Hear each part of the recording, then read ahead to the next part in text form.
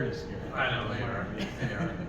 So, you just flip your mic on and off as you go. So, I guess we get started.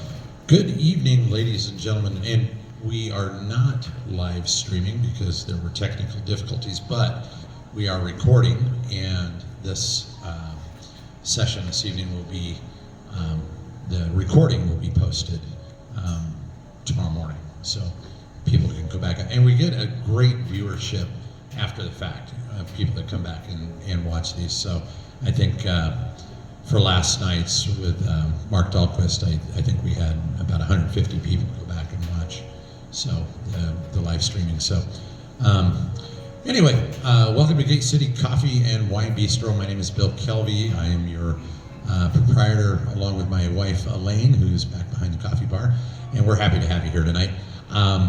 This is the third in the series of our town hall meetings with the various mayoral and city council candidates. We're very pleased tonight to have Dakota Bates with us. And Dakota, you're running for city council seat 4. Yeah, I keep trying to put you in seat 5.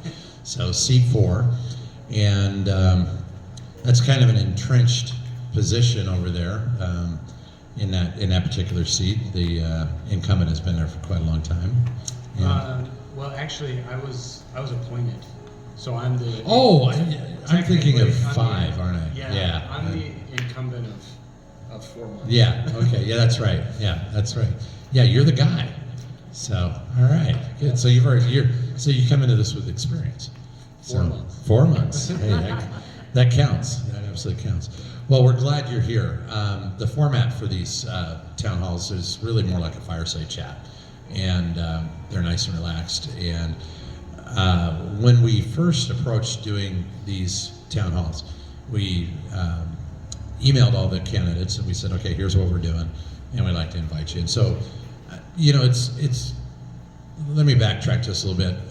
It's important to note, and I say this every time we do these, Gate City Coffee does not endorse. We will not endorse any candidate for any office.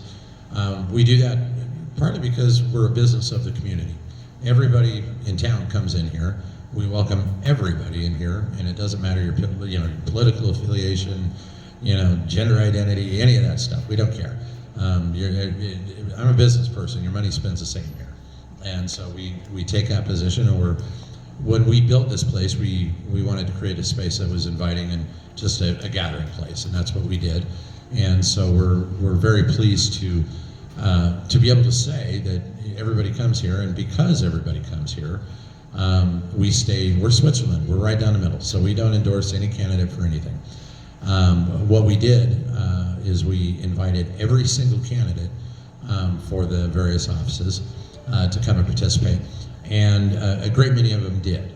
And we were pleased that Mayor Blatt finally put his hat in and is going to be here as well. So we have the incumbent mayor to come in and tell us his perspective on a possible 5th term.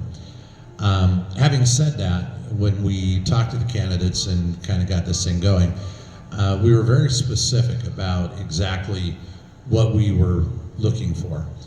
We have thousands and thousands of customers that come in here, 400 or 500 people a day. And the overwhelming theme that we hear from people that are coming in is that they hear this great vision for Pocatello, but they don't hear any plan. They don't hear any framework. They don't hear any articulation. So we asked the candidates to do a couple things. We asked them to basically tell us who you are and what your platform positions are, the basic ones. And then give us your vision. What's your vision for Pocatello? Because they are a little bit different. And then support that vision with a plan. Tell us what your plan is. And we'll ask questions throughout the evening to kind of bring that out a little bit. And in the end, what we're hoping to do is to be able to differentiate these candidates a little bit for, the constituency, so that people can not just be the apathetic voter and vote for the name that they know, but vote for the person that they feel like is really going to do the job. And that's been the most important part of this from our perspective. And so we've invited Dakota to be here this evening, and he's graciously agreed to do so. Format is really simple. Dakota is, we've asked him to make a bit of an introduction and tell you a little bit about himself, and then we're going to take some questions from the audience, and I will ask some questions as we go. We're small tonight, so we can make this personal, and any questions that we have, we can ask. And we're going to try and stay to Pocatello area issues and not really worry about the national level. Let the big dogs out there handle that stuff. What we're interested in is our town, and so that's what we're going to do. And then we'll probably wrap up at about 7 o'clock as far as questions and that go. And Dakota can visit with you guys a bit, and then we'll be done for the evening. So with that, I'd like to introduce Dakota Bates. All right. Well, thank you, Bill. I really appreciate you doing this. I've been so inspired by the level of engagement that the general public has had this election season. One of my fellow council members who had to run 2 years ago, I asked him a week or so ago, I said, how many in 2023, how many engagements, how many times were you invited to speak at something? And he said he was only invited to one event. And I have like 5 or 6. Me and Melissa were at the senior center earlier today. And so it's just been really good to see so many people in our community that want to know what we stand for and want to know, like you said, what our vision is for Pocatello. And I'm grateful to have this opportunity, so thank you, Bill. I really appreciate it. To give you a little background on me and who I am, I'm from Pocatello. I attended Washington Elementary and then Franklin Middle School and graduated from Century High School. I attended Idaho State University and got a bachelor's degree there. My wife and I have 4 children. Their ages are 10, 8, 5, and 3, so they keep us very busy. We've got a lot going on at our household, but it's a good time. And my dream, my degree's in political science, my dream was always to work on Capitol Hill. I very much like the idea of being a behind-the-scenes person, so this was never what I envisioned for myself, being out front. And I did an internship my junior year of college with Senator Risch in Washington, D.C. And it was a great experience. I really got to see a little bit behind the scenes of how Washington works and what the day in the life of a senator is like, and especially his staff, which is that's why I went, because I wanted to one day have that job. But my wife and I, we were newly married, and near the end of our time, my wife was pregnant, and we just really felt strongly that Washington, D.C. was not the place we wanted to raise our family. And came home to Pocatello, and it was just clear to us what a wonderful place Pocatello is. We were, grateful for low crime, a clean city, good schools. We just really felt like, if you want to raise a family, this is the place. And we don't like bugs, and there's almost no bugs here, which is great too. We really appreciate that. During my time at Idaho State, when I was a senior in high school, I had a government teacher that just really inspired a love of government. Not so much politics, but just government. I loved learning about the way government worked and how, in an idealistic sense, it could really do a lot of good. And so when I went to Idaho State, I kind of discovered myself that I had conservative leanings, and I was looking for fellow students that wanted to be politically engaged, and looked for a college Republican group and found out that the college Republicans were not an active group on campus. And so I started it, and the entire time that I was involved, it was a party of one. It was just myself. I was not very persuasive in influencing any of my fellow classmates to join our events. We had some, but no one really stuck around. But through that, I got to know people in the local Republican Party, the county party, and there was more for me to do there, so I got involved. And eventually, I was elected to be the chairman of the Bannock County Republican Party. And I just have to tell you, for me personally, it was, in all honesty, a miserable experience. Party politics, and I think this applies to both parties, it takes certain personalities, and I don't have it. I really did not enjoy, it was a lot of infighting, and it would get very personal.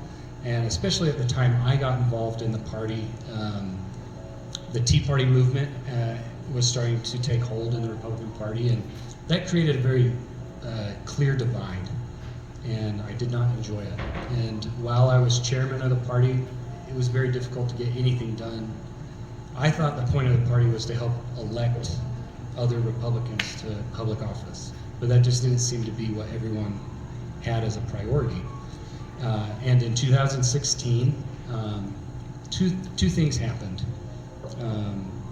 We had a state senator who was a member of our county party that had some indiscretions in his marital life, and people in the party wanted me to, as chairman, kind of make an example of it. And I didn't feel like it was our place. It was out there for the public to see. I didn't think the party needed to have anything involved with it. He was going to be up for re-election. People could vote and make their decision.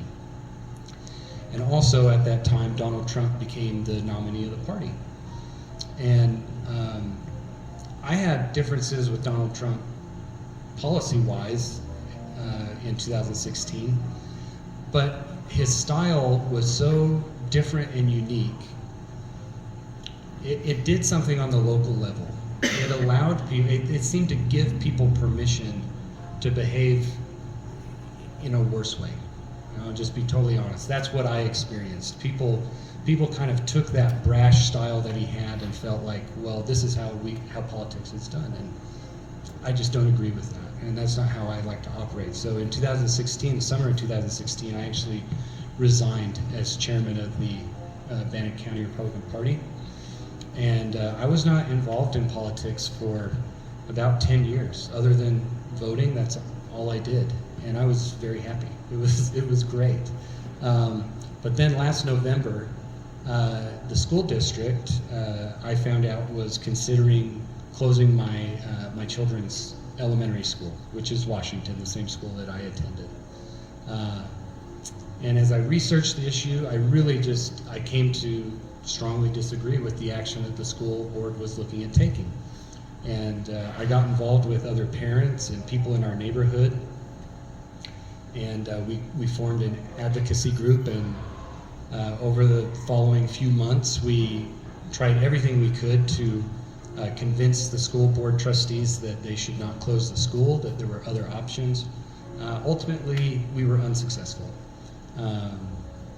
But it, for me personally, kind of reignited a feeling of, reignited some of that passion for local politics, that passion for government, and I felt I just recognized that there is opportunity, especially on a local level, to do a lot of good through government. And I also recognized in all these conversations that I was having with people, just regular people, I would knock on doors, and it didn't matter what neighborhood I was in, rich or poor, didn't matter. I heard the same thing over and over and over from people, and that was that they don't trust government, they don't trust that local leaders are telling the truth, they don't trust that local leaders will do the right thing, and they don't trust that local government leaders honestly even care what they have to say. And for me, that was really disheartening. When you hear it over and over and over, I just felt a real desire to do something about it, to change it, because it's not good for our community for that tension to be out there. And about the same time everything with the school board was wrapping up, one of our council members resigned to go to law school, and I thought, okay, here's an opportunity, I'll try. I'll apply to be on the city council. I honestly didn't think I would be appointed. I didn't have much relationship with Mayor Blatt. I knew him. I'd had a few conversations with him, but there were a lot of qualified people. And but ultimately, Mayor Blatt appointed me to the council. I think it's the smartest decision he's ever made. It's the best thing he's ever done. And it's been a real learning experience. I've really enjoyed it. And I've really tried, and I'm finding that there's more and more opportunities to really expand the role of what it means to be a member of the city council. There's a real opportunity to be a leader in the community. There's a real opportunity to bring people together and to engage with the public on issues that people actually care about. And so I've really felt a desire, and I've really been trying to find ways to make the position more than just going to the meetings, more than just going to ribbon cuttings. I really am trying to engage with the public and engage with our city staff and be a leader on the city council, because I think that's what our city needs. I think our city needs more leadership, and I think the city council needs to demonstrate that leadership. Thank you. Well said. And I agree on a lot of those points. Why don't we start with a question here? And it's really not a loaded question, but it's a very important question. Listening to other residents, it appears that the city leadership has isolated itself from possible partnerships, corroborations with surrounding jurisdictions and entities. What are your thoughts on that? Oh, I'm so glad this is the first question, and this may take the whole hour. So there are two things that in my time on council have become incredibly important to me. One is our city budget, and I'm sure we'll have opportunity to talk about that, but this is also such an important issue, and that is how we change this culture that we have of going it alone as a city and not engaging with our peer local governments and our taxing entities. The first thing to remember is that we get our tax dollars, Chubbuck gets their tax dollars, the county gets theirs, school district gets their tax dollars, but all of that money leaves your account in one withdrawal. So you don't see it as anything but just taxes. And sometimes our city leaders get caught up in silos of, well, this is my territory, butt out, or we're not going to work together on these things. That has to change. It just has to change. How we change that? A couple thoughts. It's going to take a change of some people. I'll just be totally honest about that. I think we just have to change some people, that we get people in city government that are willing to put pride and ego to the side and engage with council members of Chubbuck, engage with county commissioners. At the end of the day, I don't care who gets the credit for what happens. I just want good things to happen. But that hasn't always been the case. Sometimes it really matters who gets the credit. And I kind of liken it to, my kids love to go to Geronimo's in Chubbuck and go jump on the trampoline. And I know there's lots of people that live in Chubbuck that love to come eat at restaurants or come to a coffee shop like this in Pocatello. We, in our normal everyday lives, don't see this imaginary line that divides us. We're one valley. And we have to start acting like it. So outside of maybe changing some personalities and changing the culture, I think some actual steps we could take is we have to find small areas where we can engage with Chubbuck, where we can engage with the county commissioners, engage with the school district, and start building small successes. We have to basically prove to ourselves, we can work together, and it's worth it for us to work together. One example I will give you, The city of Chubbuck is wanting to build, they have it in their plan to build a fire station out by the new roundabout off Siphon Road. Well, we have a lot of data that our fire services have, and when we're plotting out, okay, we need to move one of our fire stations, and the place that we really need a station is the intersection of Quinn and Hawthorne. Now, if you map that in your head, those two stations are like less than a mile away from each other. It makes no sense for us to do that. And so we need to talk with each other. Maybe it means we move one of the county ambulances, which is staffed by Pocatello fire staff, into Chubbuck. It would be a wonderful thing. It would increase response time for residents in Chubbuck.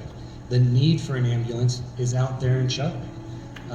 So that's one small thing that we could do, and it would prove to all of us, like, look, life's better. And it took us saying, it's okay, the ambulance can go out there. It's okay, yes, you're a City of Pocatello firefighter and you're gonna live and work in a Chubbuck fire station, but it'll all work out, it'll all be all right, because at the end of the day, you're doing what's right for the public. So if we can find small areas like that to engage with each other, and to be just totally honest with you, it's gonna take some humility. Both sides, and I'm speaking mostly Pocatello and Chubbuck, over the years, we have done little things to each other that purposely upset the other side. I'll give you one example. Chubbuck Road, which goes right up by the Wellness Center. Well, once that road crosses the freeway, it's now City of Pocatello. Well, when the City of Chubbuck annexed land up in the Northgate area, which really upset a lot of people in Pocatello, we decided to rename our section of Chubbuck Road Venture Way. There's no reason to do that other than we're mad at Chubbuck, so we're going to change the name of the road. That's petty and stupid in my opinion, and it doesn't do anything to benefit you, the taxpayer. And so we have to move past that. You know, we have to bite our tongue every once in a while and realize we're all on the same team. Economic development, which I'm sure we'll talk about, plays a huge role in this. And it involves us as a community too. This is not just a city council, mayor issue between Chubbuck and Pocatello and the commissioners and the school district. This, in my opinion, because I talk to a lot of people and I do, you know, I'm at events and people ask me about this all the time. It's a culture problem in our city. It really is. And there's this idea that, well, I want to, like my ultimate goal, if I had a magic wand, I'd merge the cities tomorrow. To me, it makes the most sense. There's no reason to have 2 fire chiefs, 2 police chiefs, 2 city councils, 2 mayors, 2 city halls.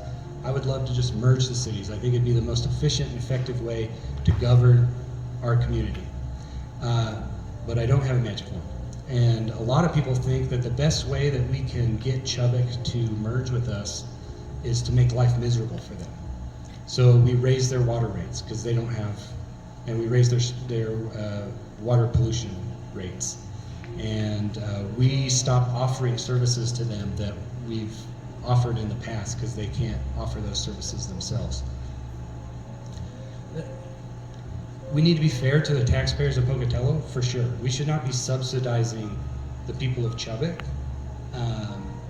We got to be fair to the ratepayers, but we can't just. If you think that we're going to make life so miserable in Chubbuck that they're going to eventually say, okay, cry uncle and say, okay, we'll be Pocatello, that's never going to happen, in my mind. What we have to do is we have to, just like I've said, we have to find small ways where we work together, and we start over time to show the citizens of Chubbuck, look, it would be better. We already do so much together. It would be better if we were just one city. And economic development is a big part of that. We have to, if Amazon wanted to build a distribution center right in the middle of Chubbuck tomorrow, I'd be so happy. I think that'd be the greatest thing in the world, because a lot of those people are going to live and work in Pocatello as well. They're going to come to places like this and spend their money. They may have a home here. We got to get past this small town mindset that we're two different places and two different people. We're not. Well, there's lots to take in there. And My wife told me, don't talk so much. No. Actually, I think you hit a lot in what you just said. That's on a lot of people's minds, and you know, it was amusing. What was it, a couple of years ago when Chubbuck suggested that they annex Pocatello, and you know, and there were some names going around that were pretty funny. So that was interesting. One of the things that, you know, I was here when I'm 57. I was here when I was young. When Dad went to ISU, I was a Boise kid after that, but I was here through 5th grade, and I was a product of Pocatello youth. I played Little League baseball, Little League football, and scouts and everything else. Jim Martin was my godfather.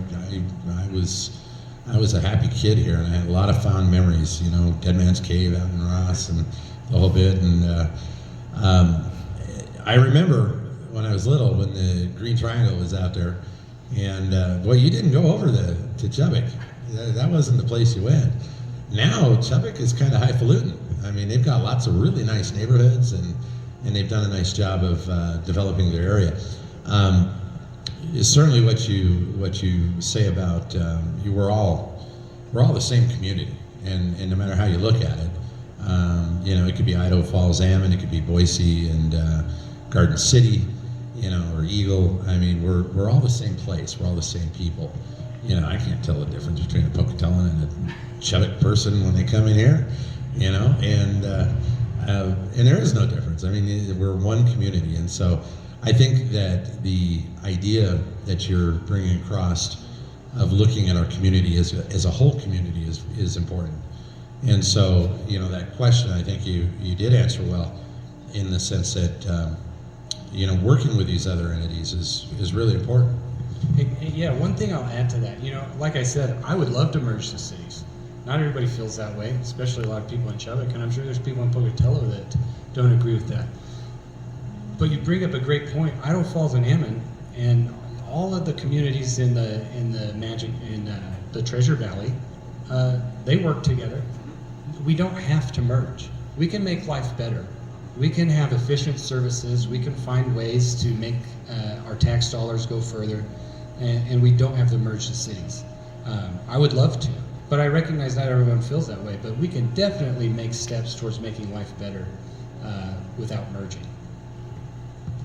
Yeah, and that's, you know, I would also agree it's a long shot to get them to merge, but the duplication of services is obviously something that's not cost effective. And even if there wasn't a merger, just having that conversation about how can we help each other out, you know, put some agreements in place, you know, like you say with EMS or those kind of things.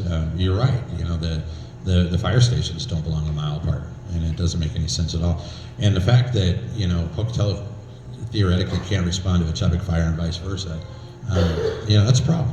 And it's not fair to our citizens. So anyway, let me take another question, and I've got a question for you. My mother works in city finance, and in her 16 years, it's been nothing but toxic mindsets on money handling. Most people don't see what's behind closed doors. What would you do to combat under-the-table dealings with money? Okay. Well, let me address the first part, you know, the underhanded stuff. I personally, I'm not saying it doesn't happen, I just haven't witnessed it. So I'm not going to comment on whether, you know, there's shady dealings or anything like that. I haven't personally seen anything like that. Could absolutely be happening, but I just haven't seen evidence of it. I have to give Mayor Blatt a lot of credit for something that we just recently did on the city council, and it was it's something that I continue to feel very strongly about. and that is we now have an agreement in place with an investment advisor. So all of our investment funds, which is a significant amount of money, I'll give you an example. In our general fund, our excess reserve funds is around $9 million.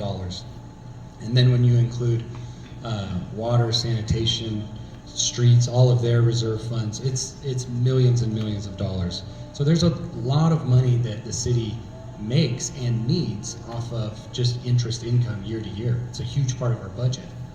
And I felt very strongly, because we've gone through 3 CFOs in a fairly short period of time, that one way that we can provide some stability to our finance department and to our finances is to have a third-party company come in and manage the city's investments.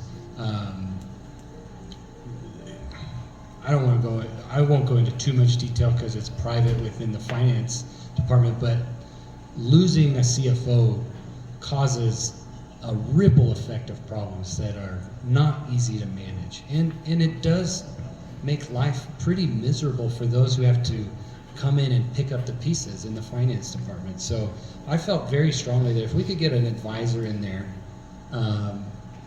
it would just help in so many ways. And I think we need to hire another CFO.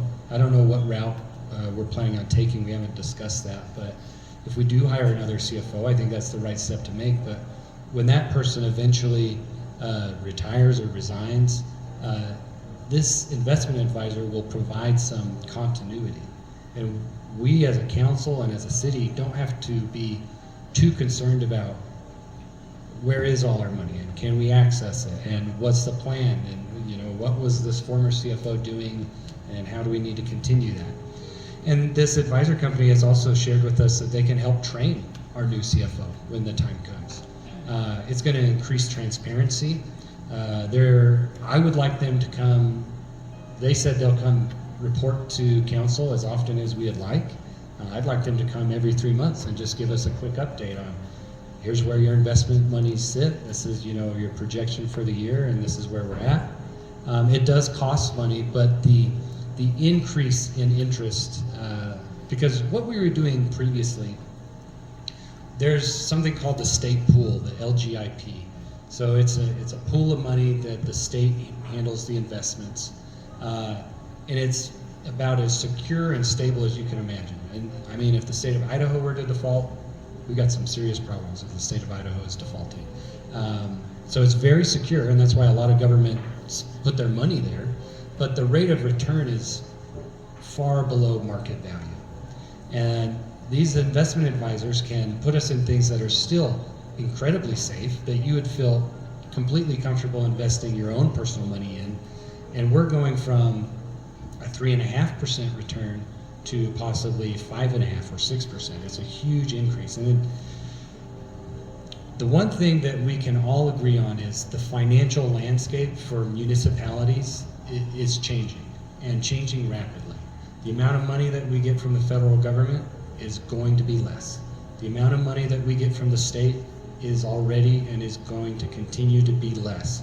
And you've seen, if you've been following closely, in the last year, the city has lost, I think we're close to $20 million in grant funding that we've lost. So the landscape for grants is changing rapidly. I'm not going to comment on good or bad or the other on that, but it means that we as a city, we have to really leverage our money as best as we possibly can. And I'm very grateful. I asked Mayor Blatt if we could put it on the agenda, and he said it's happening. I was on there within like 2 weeks, and we had an agreement in place with these advisors and the people in the finance department. I had talked with them, and they were pushing very hard for it. So I hope that answers that question with the finance. But we just have to, we really have to take care of our tax dollars, because can I piggyback on this and talk about the budget actually? Because that's a big Absolutely. issue. So I was the only council member this year that voted against our city budget. The reason that I did so, my very first budget meeting when I was a council member, which was actually one of the first meetings I went to, we were projected to be, depending on a few things, between $1.2 million and $800,000 in the hole after expenses and income for the year, our projections. And we ended up at the end of the budget cycle and everything, we were about $600,000 in the hole. And we used our reserve funds that I talked about from the general fund to cover that deficit. I just have a philosophical disagreement on doing that. I think those reserve funds should be used for one-time expenses. We have emergency service vehicles that sit outside and they get damaged, and these are not cheap. This is like a $600,000 truck. That's what reserve funds are for. We have an HVAC system at City Hall that has been the same system since the 1980s. In fact, the gases in that system, they don't even make anymore. There's parts that they don't even make, so when something breaks, we have to have it specially made. It's incredibly expensive. That's what we should be spending our reserve funds on. But I felt like with our budget, we were using reserves to just balance the daily operations of the city. And I just could not vote for that. I think it's no different than your household budget. If you were to use savings or to use your credit card every time that you couldn't meet your bills, we all know where that ends up. Eventually, the savings run out, the card hits max, and then you have to make really hard decisions. Not by choice, you're forced to. And if we continue to budget like we are, I am scared that that's where we'll head. We'll end up in a position where future councils, you don't have a choice. Now you're having to really look at cutting things that people really care about because we weren't being responsible in the here and now. So that's why I felt so strongly that we needed to increase the amount of interest that we could get on these reserve funds. It's a huge boon for the city to have, you know, even a 1% increase on investments when you're talking about millions of dollars. It is a lot of money, and it's going to help us balance that budget next year. Those are some good points. So I've got a couple of, I think, pretty important topics and questions for these topics. You alluded to change in leadership. I'd like you to elaborate on that, and I'm not going to ask you to endorse or anything like that, but as everybody knows, we have a 16-year mayor who appointed you, and we have a number of entrenched people within the system. It seems that the general consensus that I hear is that even from Mayor Blatt's constituents, his own voters, they're asking the question, we've given you 16 years, 4 terms, what's going to be different with a 5th? Because Pocatello just really hasn't done a lot in that time, or that's how people seem to feel. So I guess the question that I have for you is, do you think that it is time for that change in leadership? And if we have that kind of change, what do we need younger people? Do we need you alluded to a culture change. And I guess the question that I would ask you is this: what's the culture change that we need to make? Yeah, you're right. I'm not going to make an endorsement in the mayor's race, and I will say I have lots of conversations with people too. I hear a lot of people say it's time for change, and I also hear a lot of people say, well, what has Mayor Blatt given us in the last 16 years? I think that's a little unfair. I think he's provided a lot of stability to the city. I think he's been the best cheerleader for Pocatello that maybe we've ever had. He goes to every single event. He wears more orange than any person I know. Every Wednesday he's got something ISU related that he's wearing. And I think he deserves a lot of credit for trying to be a positive, uplifting leader. Let me interject. One of the things that we do have to remember is that we went through COVID under the current mayor's terms, and So I think I hear you when you're saying it may not necessarily be about the accomplishments, but the things that just didn't happen, that could have happened. Which is completely fair criticism, and I think he would agree with you that, you know, that does he want the city to grow bigger and faster? I'm sure he does, and I'm sure he's, you know, none of us are perfect, and he would be the first to tell you that he's perfect. So what needs to change? It is a culture change.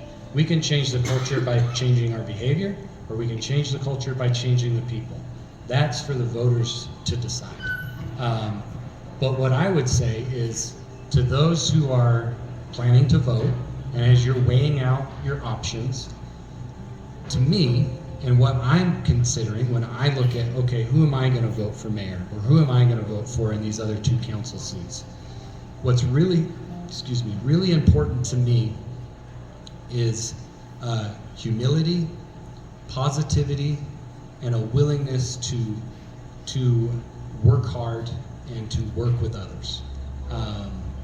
There is some idea out there that the only way to change the culture, or change the way the city operates, is we need someone to come in and just, you know, tear it to pieces and say, nope, this is how we're going to do it. I can tell you with 100% certainty that in a bureaucracy like a city government, any bureaucracy, it doesn't work that way. You cannot come in and just say, I'm the mayor, I'm on council, this is how it is, this is how we're going to do it. Good luck to you. You're going to be very, very frustrated, because at the end of the day, politics, government, it is all about relationships. It is all relationships. We could do so much good within our departments and within our community, with other cities and with the school district and with the commissioners, if we would focus more on our relationships with each other. If we would, you know, exercise a little humility, not be so concerned about whose territory is what and who has jurisdiction over this. Let's just work together. So when you're out there weighing candidates, that's what I would suggest. That's what I'm doing. I'm looking at who's going to be a leader. You have to have a vision.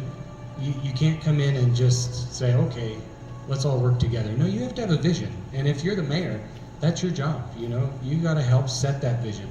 I think council also needs to really step up their game when it comes to setting a vision. And that's one of the things I've felt so strongly about being on city council is I liken it to our national government. We have a president and we have Congress.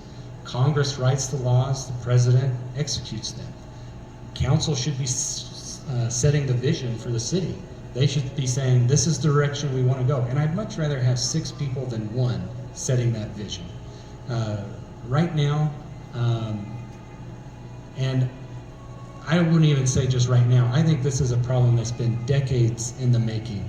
We've just somewhat allowed council to fade into the background. We go to the meetings, we take our votes.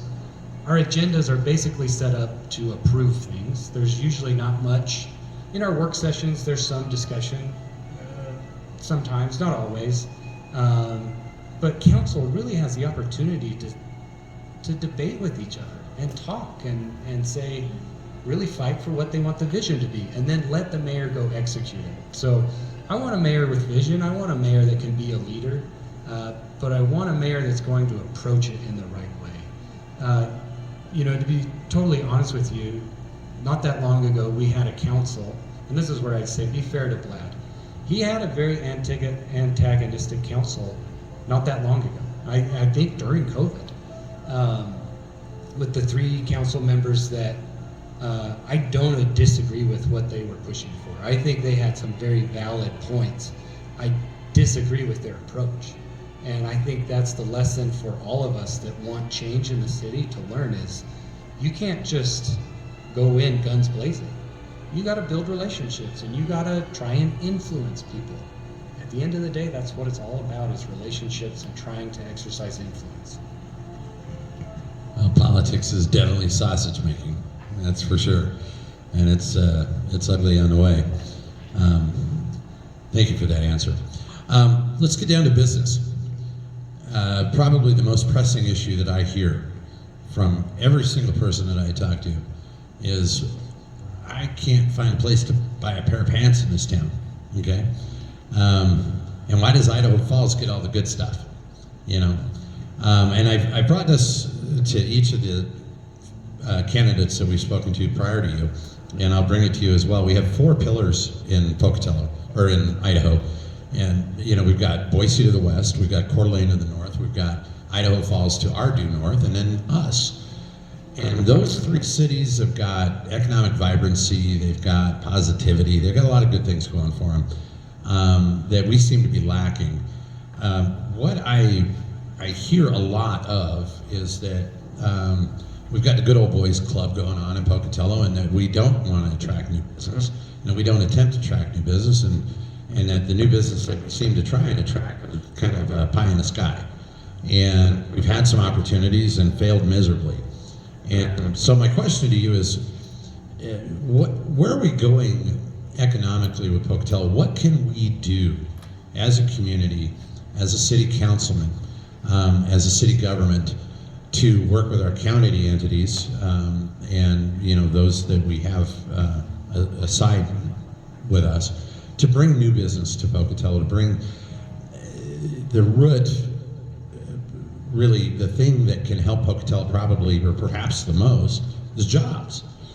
You know, jobs that aren't service industry jobs, jobs that you know, aren't just 1 or 2 entities here in town, but a wide variety of sources. What can we do to make Pocatello a better place to do business? And I'm not saying that, you know, we opened this, it was easy.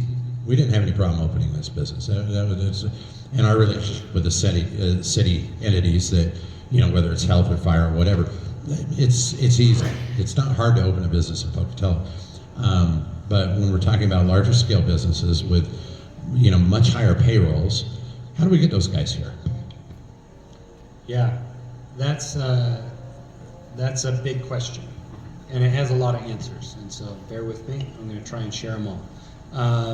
The first thing I'll say with economic development, and I've listened to other candidates and people running for mayor, and they like to focus on, a lot of times, not always, but a lot of times they like to say, well, if we do this, that'll fix it, or if we do that, that'll fix it.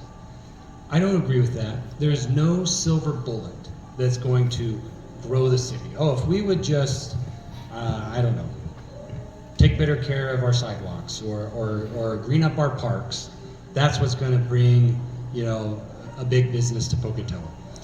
It'll help, but we have to take a holistic approach to how we grow the city. So I have a few thoughts on how we can do that and the vision. A lot of these communities you talked about that you used as examples, I think they have a few things in common. One, they work well together. They put their egos to the side and they work together, and they don't care too much where that big manufacturing plant goes.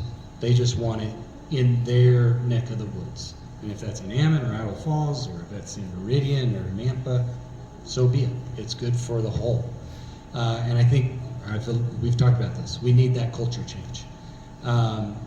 There are ways that we can increase the speed of that culture change, and that is changing the way that we approach economic development in Pocatello.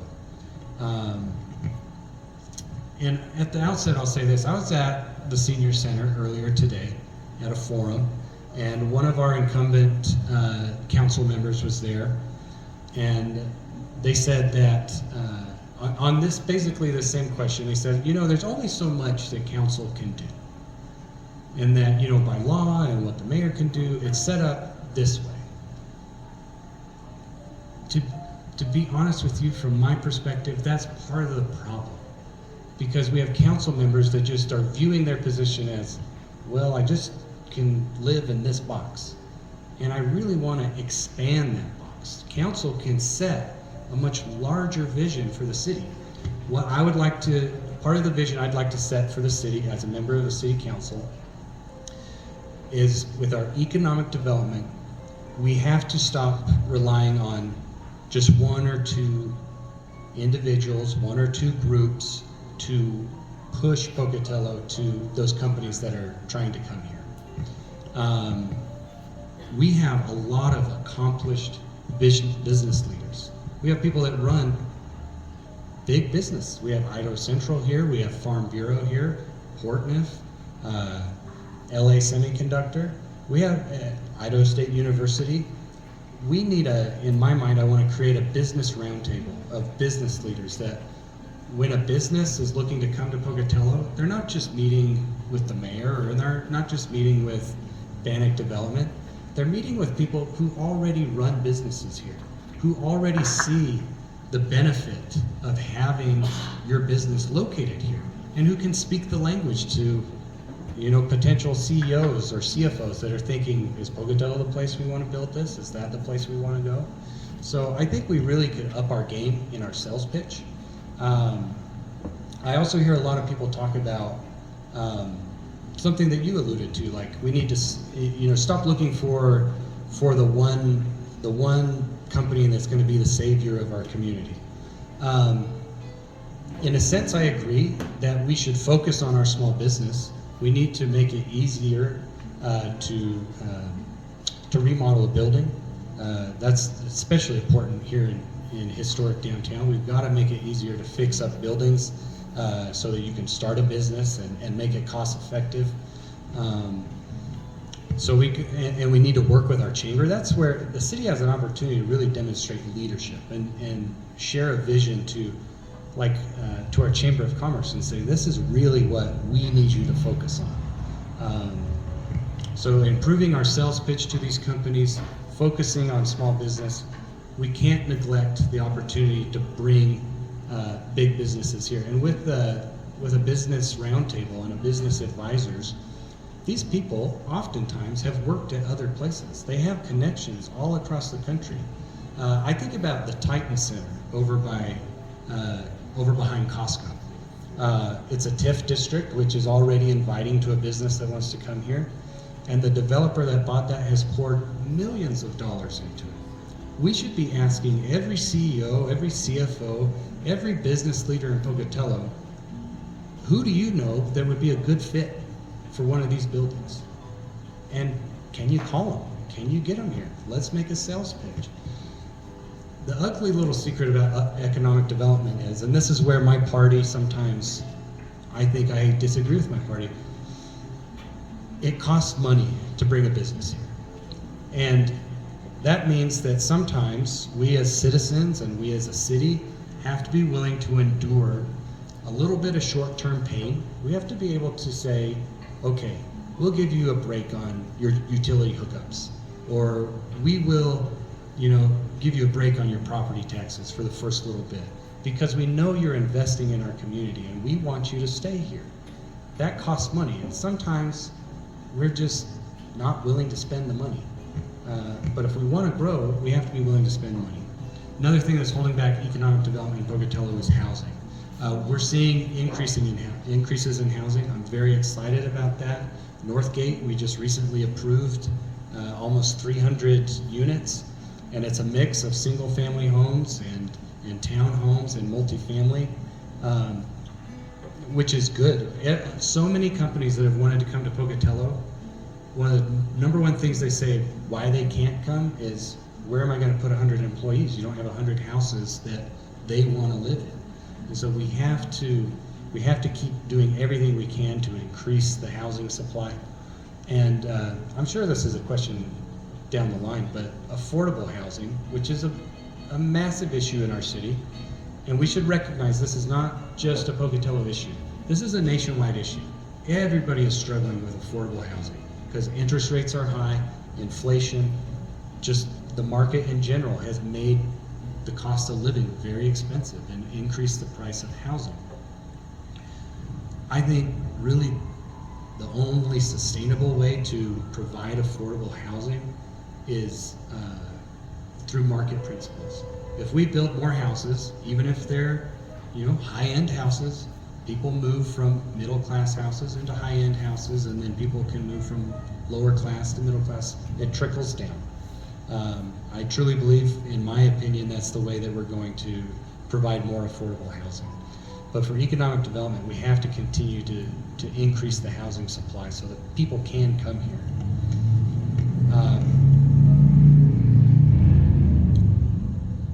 Business roundtable, being easier to redevelop buildings and sites, housing. I'm trying to think if I had any others.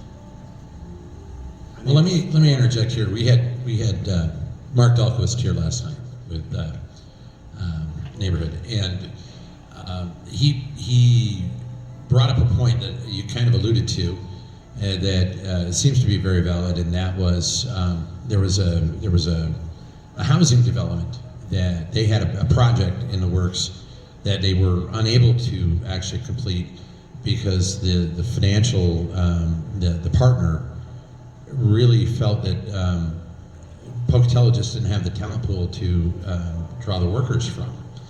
And so that was one of the issues with housing. I'm glad that you talked about housing. That was definitely going to be a question, and I think that you've really clarified, your position on how housing is going to be solved. It's not a short-term solution, and there is no short-term solution.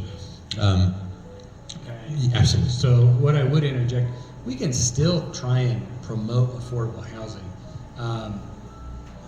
From my own personal standpoint, I have a hard time with the idea of the city approaching anything that looks like us being a landlord or us getting into housing development as a city. But we can, I think something that doesn't always get connected to this is Aid for Friends. And places like Aid for Friends, Gcth. Aid for Friends is more than just a homeless shelter. They also do case management. And so they're taking people, it's not a handout, it's a hand up for people. They are helping people get back on their feet. They're helping them get skills, get a job, and get back into a livable environment for themselves. And so the city has to continue, and the county, we have to continue to invest in things like that. But the city and the county can't do it alone. We need faith leaders, we need community organizations. Everybody's got to come to the table and recognize that those things are important. But that's a part of affordable housing that we don't talk about often is what makes housing more affordable? Sometimes it means a better job. It means more skills. Absolutely. So it sounds like you're in feel free to correct me as I say this, but using free market economy concepts in the housing market to grow the housing market, so that the idea is that whether it's $300,000, $400,000, $600,000, $800,000 homes, as long as people are buying those homes and other homes that they're coming from are becoming available, those homes will generate a better environment for housing.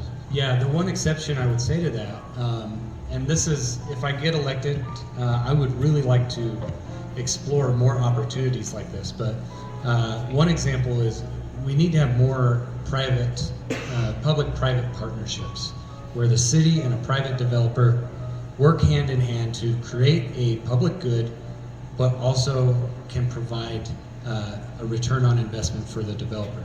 So one example I have, one thing I would love to see us try and do, we need more parking in downtown. Bill agrees. We need more parking down here. There's a few ways we could accomplish that. We've talked about taking the two one-ways and making them one lane, and then you have more on-street parking. That comes with some challenges. That we have a lot of traffic that goes down those roads, and putting it down to one lane might come with some difficulties, and it may mean less people drive through. But I'd like to see us look at building a public parking garage in historic downtown. We can't afford to do it as a city. I'll just be totally honest with you. We can't do it ourselves. But if we could find the right developer and say, let's go in together on a parking garage in downtown, and we want you to put in some retail shops, and we want you to put in some retail space and put in housing that's connected to this parking garage. We have all the engineers in the world. We can do the engineering, we can do all the site studies, market feasibility, whatever you want. We can do all of that, and we can probably help with some of the construction costs. And if it is a paid parking garage, the developer can collect money off, we can do whatever to make it worthwhile for the developer. And it's good for the taxpayers, good for us, because we get more parking. And at the same time, we're increasing housing, we're increasing the livability of downtown. So, and there are opportunities, I think, all across the city for us to do things like that, where we're partnering with private developers to create a public good that still is a smart investment for the developer. I think that's the only path forward for some of these projects. Well, you definitely hit something that's near and dear to my heart. A couple of things that you've mentioned. The ability for businesses downtown to make changes structurally, building-wise, make it simpler.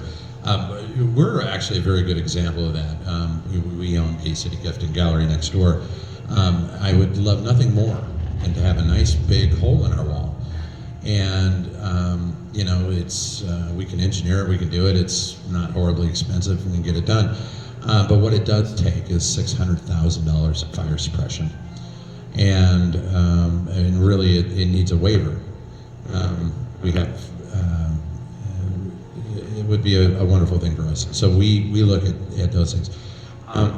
We talk about the parking garage, and I've had this conversation with members of the PDA and other different people in our local government, and I hear a couple of things that seem to be necessary. That first of all, creating a TIF down here would really help things a lot. I would suggest, or I would throw this out there. Having been a Boise or a Pocatello kid when I was young, but growing up in Boise, I was there when the streets rolled up at 5 o'clock, and there was a long, hard-fought battle between the Boise Redevelopment Agency and the city for many years on the downtown front on parking. They had the exact same problem, and finally the city relented and said, "Okay, we'll build the parking garage." And I honestly don't know the structure that they did it in. But they built a parking garage across from the Grove, and what I do know is that within 2 years, 90 new businesses established themselves in downtown. The argument is the city made was, well, you bring the businesses, we'll build the parking, but they won't come until they have a guarantee for parking. I know that the long-standing joke at Gay City Coffee is, how many blocks did you have to walk to get here today? I walked 2. Okay, very good, very good. And we encourage people to walk at least 2 every day, because we're not a health food place. So, so a parking garage is near and dear to my heart. Now, the next question I'm going to ask you, I'm really going to start with, you don't have to answer this question to the degree that maybe I would like to hear you answer it. The city announced the other day that they took architectural and engineering to bid for the federal building, and this is I don't know that it's as contentious as it appears on social media, but there's minds on both sides of the project. It certainly follows the master plan. The master plan for the city of Pocatello calls for City Hall to be in that building, and for Town Square to be around the park. I will say right up front, I support it. I think it's a great thing for downtown Pocatello. I believe that the downtown of any city is the heartbeat of the city.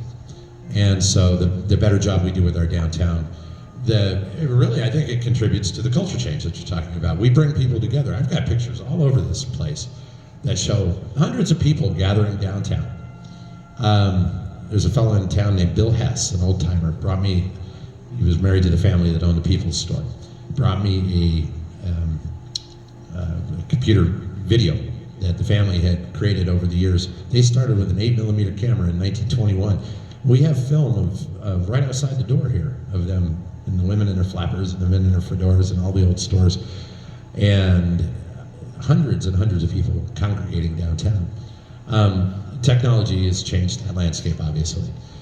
But my question to you is this. We have an opportunity, perhaps, finally, to acquire the federal building and to move City Hall downtown. Do you think that there's a net positive benefit for the city of Pocatello with that? And is that something that the city council would look at seriously in the near future? Yeah. Well, let me say at the outset, the discussions that led to this request for architectural services, they occurred before I was on council. So I honestly am not privy to any of the discussion that led to it. I do know that it's a major priority of Mayor Blad's, and the council supports it. I'm not opposed to moving City Hall to historic downtown. My only concern would be, does it pencil? Can we afford it? Like I said, I don't know what the federal building will cost the city. I don't know what it will cost us to upgrade it and update it and make sure that all city staff can be there. As long as it makes financial sense, I'm all for it. And as long as we can have enough parking, we're talking about a lot of employees, and not just employees.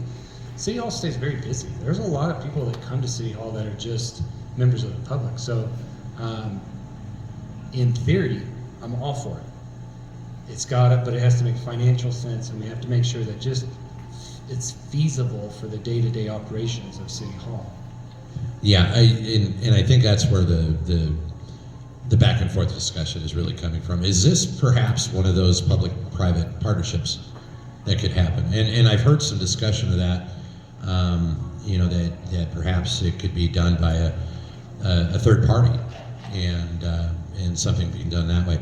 And also, in that plan, as I understand it, is a parking garage.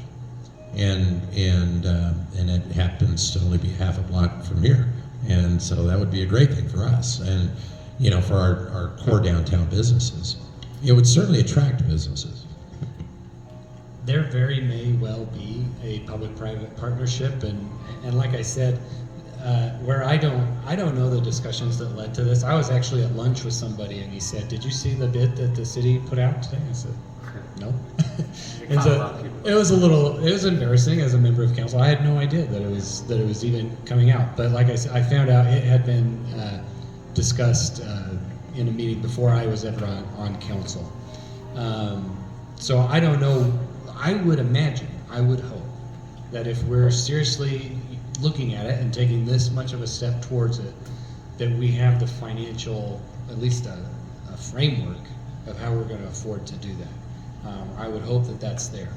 The one thing about the city plan, I love the comprehensive plan. I think so much of what it talks about is important. It talks a lot about redevelopment and infill. When you look at Pocatello, we just don't have that much greenfield space. We can expand up the hill some, and Northgate, we have room to grow that way, and there's definitely room down South Fifth, but it's not like Ammon or Shelley, where you just have acres and acres and acres of flat space that we can grow. We don't have an Ann Morrison Park area. No, and so we're going to have to be creative about how we develop, and that's going to include that there may be some projects that longtime residents of Pocatello thought, "Oh, I never thought Pocatello would look like that," but that's okay. And I had somebody upset with me the other day because I was talking about multifamily housing, and she was saying, "Well, we're building too much multifamily housing." One, city council, we don't say we're going to build multifamily housing here. We can zone it, but it's the developer that's taking all the risk. And if a developer is building multifamily housing improvement developments, clearly they think there's a market for that, and so that's why they're building it. And if you don't like it, you don't have to live there. That's just the way it is. You can still live in a single-family home, and we're going to continue to build single-family homes. It's not like the only thing we're doing is infill redevelopment. There is a tension out there. There are people who think we should only do infill, but then there's people that also think we should only be building single-family homes. We can do both. We can do both. With historic downtown, outside of parking, the main thing that I think we need to encourage is We need more people with disposable income in historic downtown. We need housing that's not just low income or subsidized housing. We need to increase the amount of housing that is also for people that are in the middle class or wealthier individuals. The culture is changing. I'm 35. I always thought, and I still feel this way, the only thing I ever want to live in is a multifamily home. Or, I'm sorry, a single family home. I want a yard, I want to cut the grass, I want my kids to play catch in the backyard. But that's changing for people. And the very makeup of families are changing. And so we have to change along with that, with our zoning and how we do things. And one of my complaints with the city, and I'll say, it's not a complaint, it's just something we could do better. And that is, we could be more proactive. I think oftentimes we're very reactive. And that's what I love about the comprehensive plan, is it's a very proactive approach. But it's going to require us, you can put all this stuff in a plan, but if you don't actually take hard steps and find and bring people together to make it happen, what good is it? And so I'm very excited that our zoning department, our planning department has been aggressive with the way that we are zoning certain parts of the city. We're making the permitting process easier. So if you did want to, put in a 4 or 5 story multifamily housing or redevelop something, you can do that fairly easily.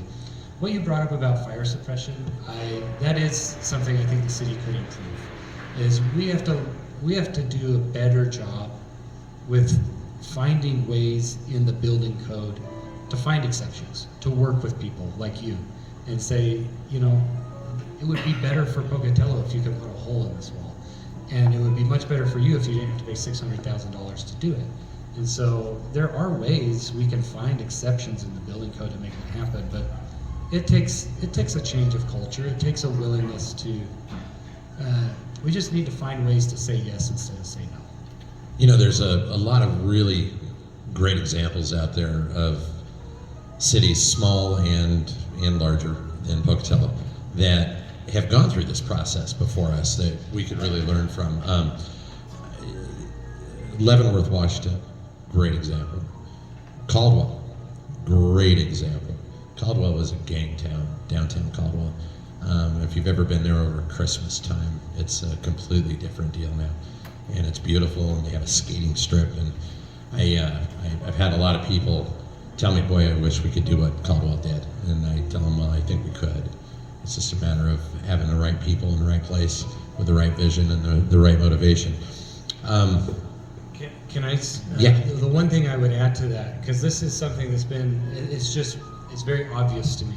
We can do a lot of those things, but we have to get out of the mindset. All of us have to get out of the mindset that the only way that's going to happen is if the city were to pay for it. The city can help.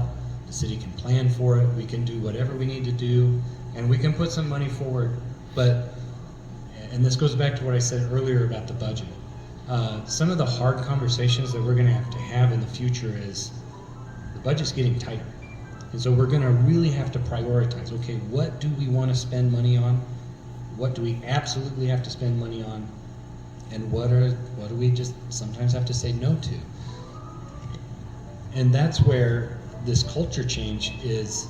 We need city leaders who are proactive, who are going out and saying, how cool would it be if we put a skating rink or something like that in historic downtown?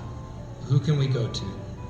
What business or what community organization or service organizations can we pull together and say, how do we make this happen? And we also have, the city has maybe one of the best grant writers in the country. She finds so many wonderful grants. Let's leverage that. That's what the city can provide is things like that. But it does, I bring it up because I get this all the time from people of, well, if we just had the willpower, we would do it. Yes and no. If we were reckless with our spending, the city could put in whatever you want. But I do think we have to be realistic about what can the city spend money on. And if we can grow, then that's going to help a lot of things. But it's going to take debate, and that's something that we just don't have right now. We don't have a whole lot of debate. We don't have a whole lot of conversation about on council, within the community. I went to a meeting a week or so ago that the city put on, where the city had invited some business owners and building owners in historic downtown because we are getting ready to do an urban renewal area in downtown, and so we have to do a market study. Part of that market study, we had these people come in and we wanted to hear what do they think the city could do in historic downtown. Well, what it eventually turned into, and it didn't take very long actually, was mostly somewhat of a venting session about all the ways that the city had failed these people who have invested millions of dollars and time and effort, blood, sweat, and tears into their buildings and their businesses in historic downtown. Near the end of the meeting, I said, I said, when's the last time the city asked any of you to come to a meeting like this and share your feedback with the planning department, with the building department, with legal, about what you've been experiencing? 0 times. It's the first time it ever happened. Some of these people have been in historic downtown for decades. That's a culture change. That's us not being reactive. That's us being proactive. It should not take a grant and a market study for us to get people together and talk about these issues. And the city just needs to engage with people like you, people who are on the ground, invested in their part of the community, because you have the ideas, because you live it every day. I appreciate that.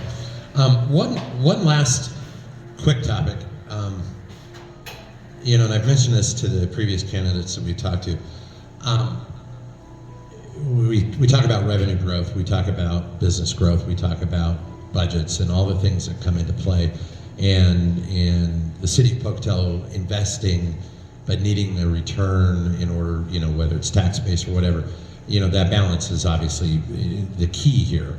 I'm a believer that one of the things that is critical to our at least a critical component of our growth in the city of Pocatello is our tourism. And you would be amazed how many people realize or do not realize how many European tourists we get here. And I tell this to people all the time, and they say, what are you talking about? I just had a big van full of French people today. I mean, we see it all the time. We see them from Europe and South Africa and New Zealand and Australia. And what happens is they get this late direct flight into Salt Lake. They're all going to Yellowstone. And there's a lot of adult travelers, and their travel agents over there are telling them, rent your car and get out of Salt Lake, save yourself a day, drive to Pocatello, it costs less to stay there. And fortunately for me, they Google coffee and they end up downtown, and all is well with the world. And we see tons of these tourists. I've heard other candidates allude to the fact that we're a destination. I would disagree with that, and I would say we are the best darn stopover on the way to several destinations that there are. Now, Pocatello's got a lot of great things to offer, and it can be very much a destination.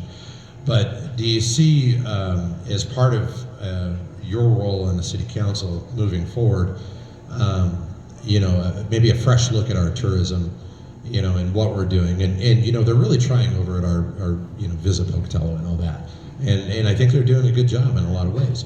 But I really think a strong campaign push towards improving we're at the intersection of 2 major interstates. What do you see that we can do to bring the tourists here, even if it's just for 24 hours? Well, I actually am really glad you brought this up. I would agree with you about being the destination. Yellowstone's the destination. That's what brings people here. We have wonderful things here. We have world-class trails that people come to enjoy. We have a great ski hill. But oftentimes they're coming here as part of a larger trip. And so I think we have to be realistic about what we are. And that's not a knock against us. That's just the reality. We have to live in reality. This goes back a little bit to what I was talking about with economic development, and that is we really have to, I'm going to back up one more step, and that is one of the biggest things that I think needs to change with the city is we have to do a better job of providing leadership for our whole community. We're the biggest entity. We have one of the biggest budgets. If the city of Pocatello leadership says this is the direction we want to go, and we're really working hard to provide or to have those strong relationships with other councils, other commissioners, people will follow. People will follow what Pocatello, follow our lead. And so I want the city of Pocatello to provide a little bit more leadership on what is the vision and the direction that we're going. Bannock Development recently changed their name to Portneuf Valley, which I think is a wonderful change. It needed to happen. You have the Treasure Valley, you have the Magic Valley, makes sense. You have the Portneuf Valley. We need an identity. So that's the first step to marketing ourselves, is have an identity.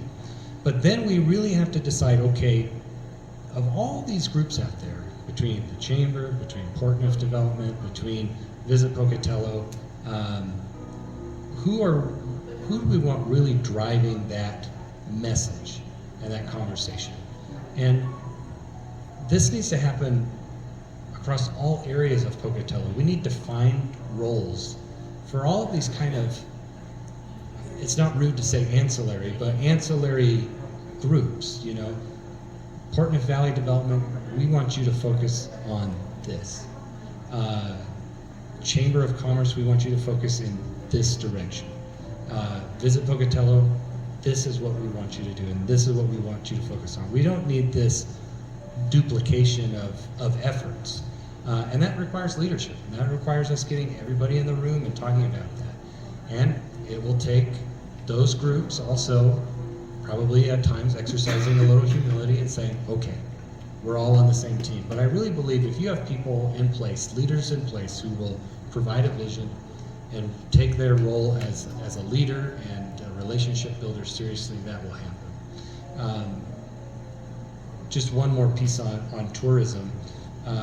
I think a hotel in historic downtown would be excellent. I think a parking garage would help make that happen. We have a rec district that does a wonderful job. You know, we have the Mountain View Event Center.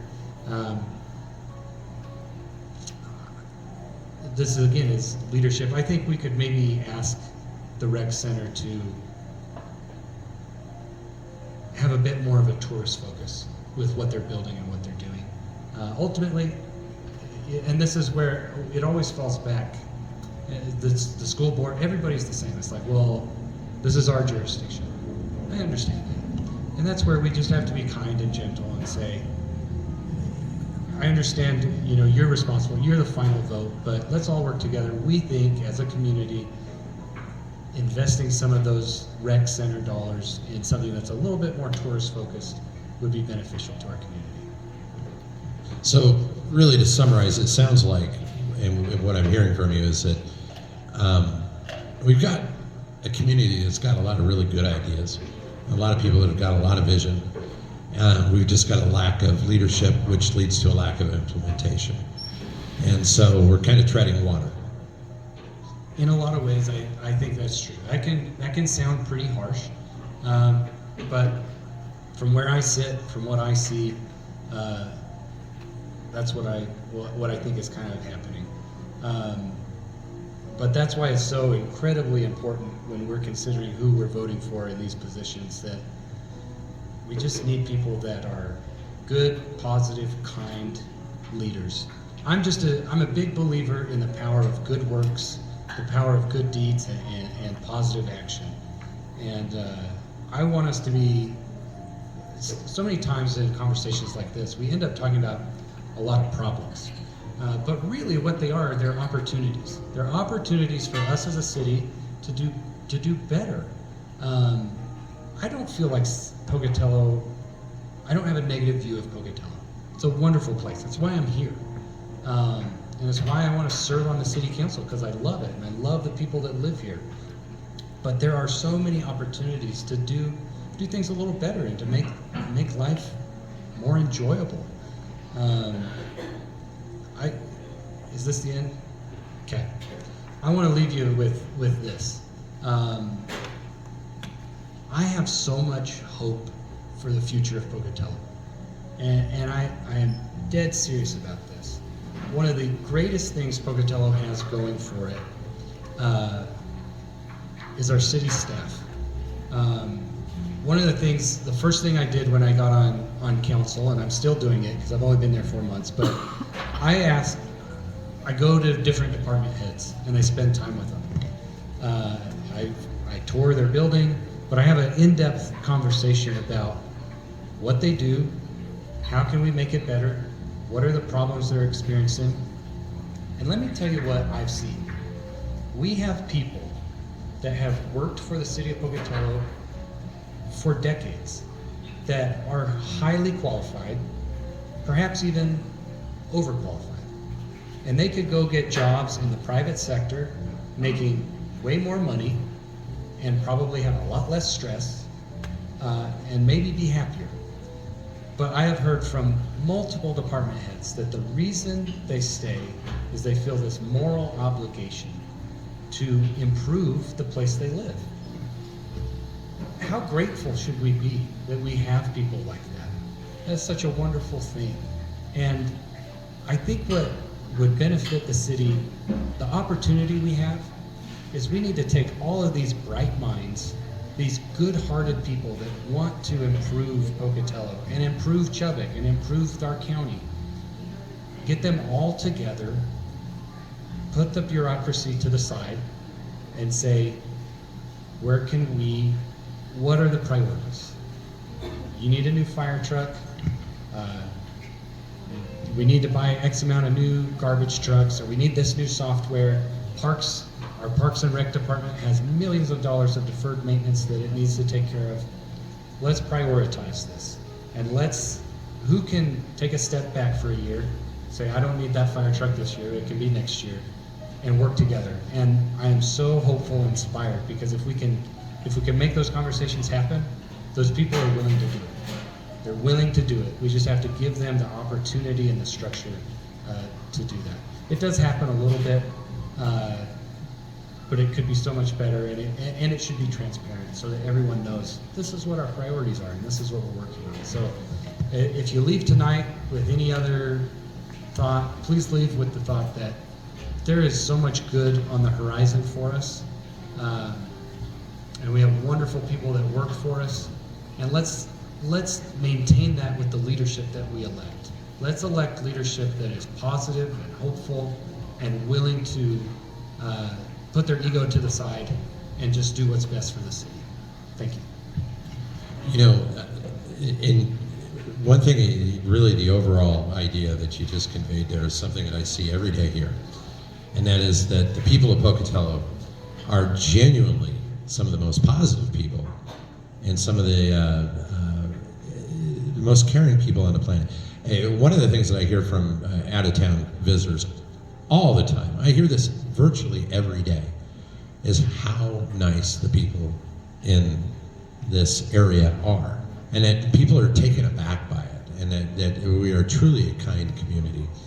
And so I definitely agree with that idea, that if you build on that and that positivity and that opportunity, and I think we can all agree that Pocatello has a tremendous amount of opportunity, and that opportunity, if you can get some wins there, translates into a lot of really good morale. And so, yeah, I love that you say that, because this is what. So we just need some momentum, right? It doesn't have to be huge. Let's just get some small wins, and they're gonna build on each other.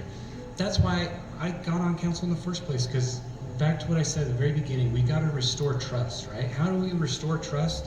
We show that we care and that we're listening. And so we find small little ways to work better, to be more responsive. Find those little wins, people's attitudes will change, and they're just gonna build one upon the other. I would agree with that. I think that's a really important point. Well, that is going to conclude us for the evening, ladies and gentlemen. We really appreciate you being here, and And again, for those of you that are going to watch this recording tomorrow, I think we had a really a great discussion this evening. Dakota Bates, running for City Council 4, and the current incumbent, and really explained, I think, nicely vision and a lot of detail and plan for the city of Pocatello and for our interactions with our surrounding communities, which I think is very, very important. So I thank you all for being here tonight. Dakota's going to take a few minutes and visit with anybody that'd like to visit, and we sure appreciate it. And maybe one of these days we'll put a hole in this wall and we'll make it bigger. So I'll call the building. I appreciate that. Let Merrill know. So, and Dean. So thanks so much, ladies and gentlemen. And tomorrow night we'll have Jeremy Marley, who's running for City 5, and he'll be here, and we're looking forward to talking to him as well. Again, Dakota, thanks for a nice, productive conversation. Appreciate you. That was really good. I'm learning as we go. Hi, guys. So We're on the same track, aren't we? I do too. And it's a conversation, and that's what we Yeah. Yeah. You're coming to them. I'm coming to